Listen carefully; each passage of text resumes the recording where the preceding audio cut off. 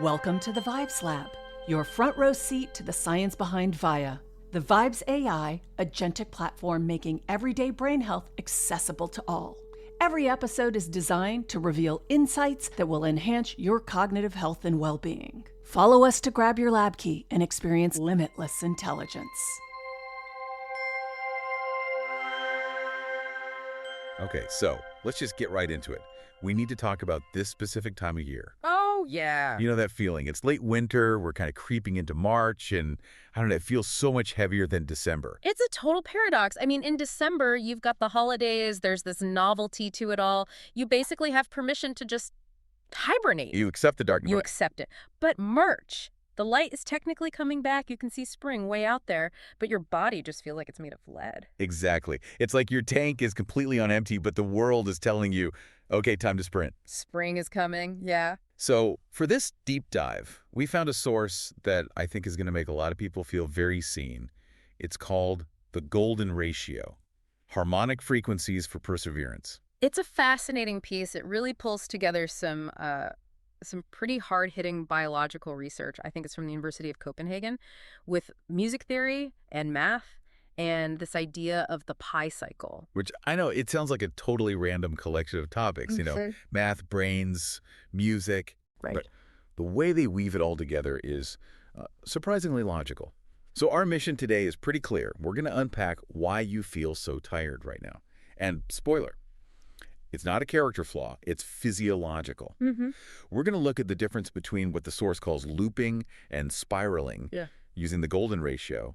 And then we're going to see if listening to certain sounds can actually help us, build up our resilience. And I think resilience is the key word there. This isn't about, just grinding through it with more coffee. It's about understanding the mechanics of why we get stuck and maybe using these ancient mathematical principles to get moving again. Okay, so let's start with the biology. Because we all kind of have this idea of the winter blues, right? Yeah.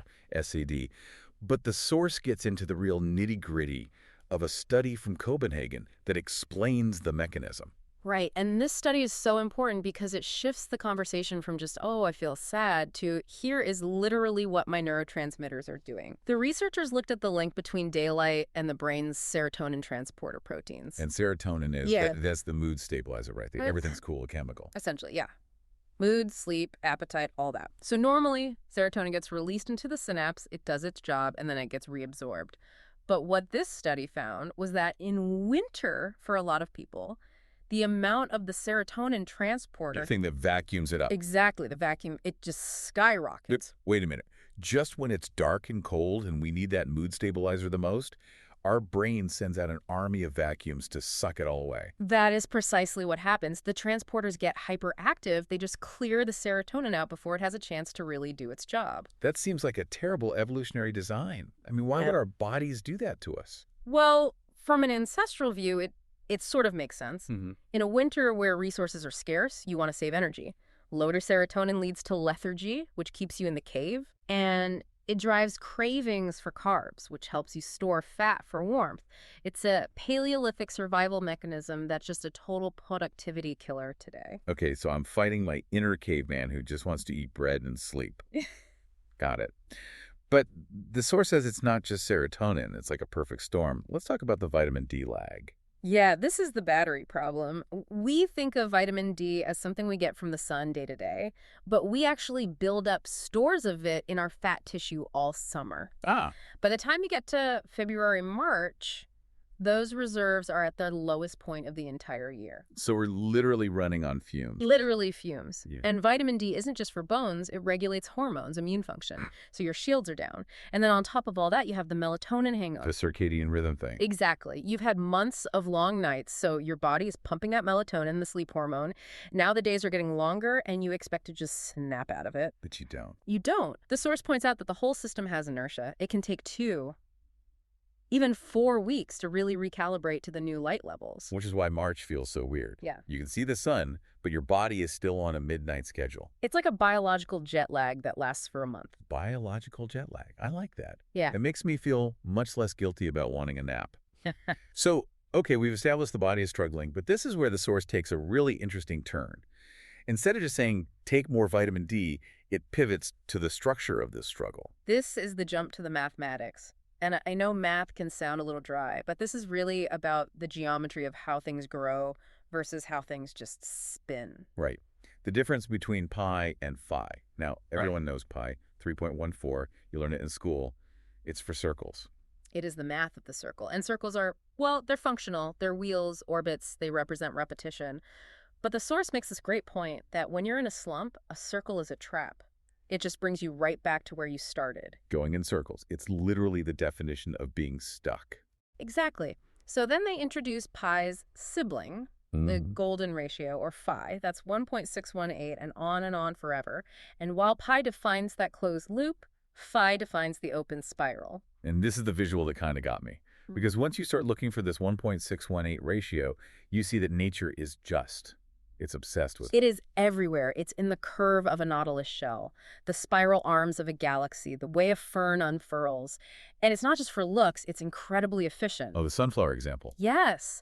If you look at a sunflower's head, the seeds are packed in these incredible spirals. That pattern follows the golden ratio. If the angle was even slightly off, you'd get big gaps, wasted space. Huh. The golden ratio allows for the most seeds, the most growth, with zero wasted energy. So if pi is about just maintenance, keeping the wheel turning, then phi is about expansion. It's about moving out from the center. Precisely. And the source argues that in this March slump, we feel like we're in a pi cycle just looping through the same fatigue. We need to shift into a phi cycle. We need to spiral out. Which is a great philosophical idea. But this is where the source gets really practical. It takes this into the physical world of sound. The pi cycle audiotherapy. They're claiming you can use sound frequencies based on this golden ratio to actually tune your nervous system. And this connects to the work of a musicologist, Roy Howitt. He analyzed music by composers like Debussy and Bartók. He looked at the structure. Okay. And he found, amazingly, that they would often place the climax of a piece, the point of the biggest emotional release, at almost exactly the 0.618 mark of the music. That's wild. So if a song is 100 seconds long, the big moment happens at second 62. Roughly, yeah. And there's no proof they were sitting there with calculators. They felt it. It suggests our nervous systems are kind of hardwired to build and release tension along that ratio. It just feels right to us. It feels like a natural breath. If it's too early, it's rushed. Too late, and it drags. Exactly. So the theory behind this pi cycle audio is to use sound frequencies that relate to each other through that golden ratio interval to create what they call a coherent harmonic structure. Okay, let's stop on coherent harmonic structure. That sounds a little like marketing jargon. What is actually happening in the body? The source uses the word entrainment. Entrainment is a real principle in physics. I mean, think about resonance. You know the old story about soldiers marching on a bridge? Yeah, they have to break step, or the rhythm could match the bridge's frequency and make it collapse. Right. That's destructive resonance. But entrainment in biology is usually constructive.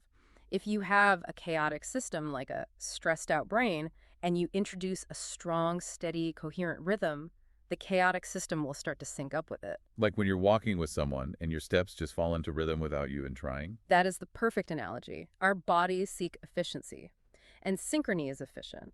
So the source points to research from the HeartMath Institute.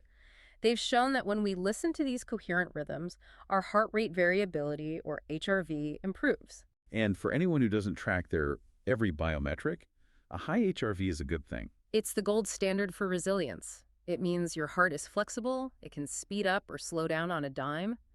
Stress and burnout make your heart rate rigid, like a metronome. You want a jazz drummer, not a metronome, and these sounds seem to encourage that flexibility. Okay, but there was also this really specific claim about the perfect fifth interval in music, that it can stimulate nitric oxide release. Now, I have to play skeptic here. Are you telling me a sound wave can make my body release a gas into my blood? It sounds like something out of science fiction, but the mechanism is likely something called mechanotransduction. Your cells are sensitive to vibration. The perfect fifth creates this very stable, specific wave pattern.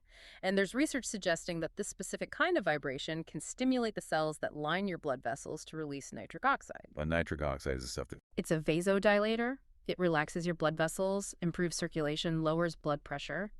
It's basically a signal for the body to get out of fight or flight mode.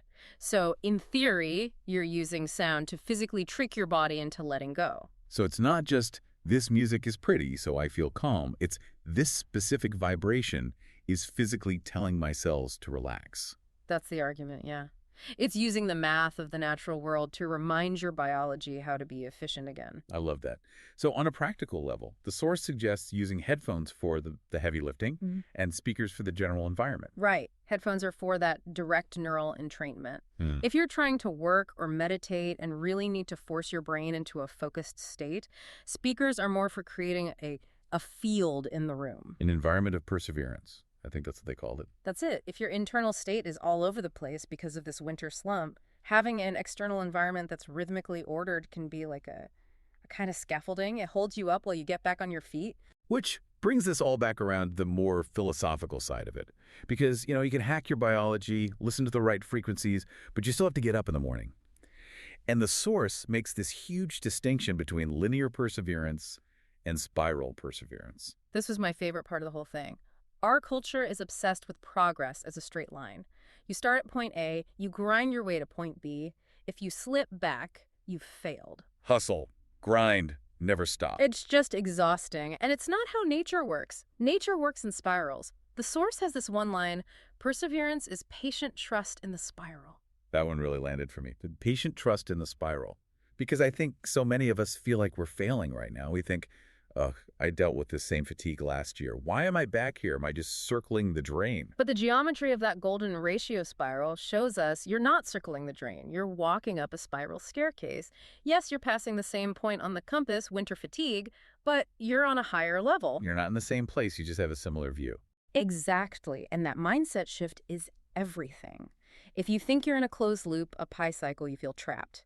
If you realize you're in an open spiral, a phi cycle, you realize this return of an old feeling is just part of the process. It's the necessary tension before the growth. Like the interval in the music we were talking about. Yeah. You need the build-up to get to the release. You can't have that climax at the 0.618 mark if you didn't have the buildup before it. So let's look at the near future.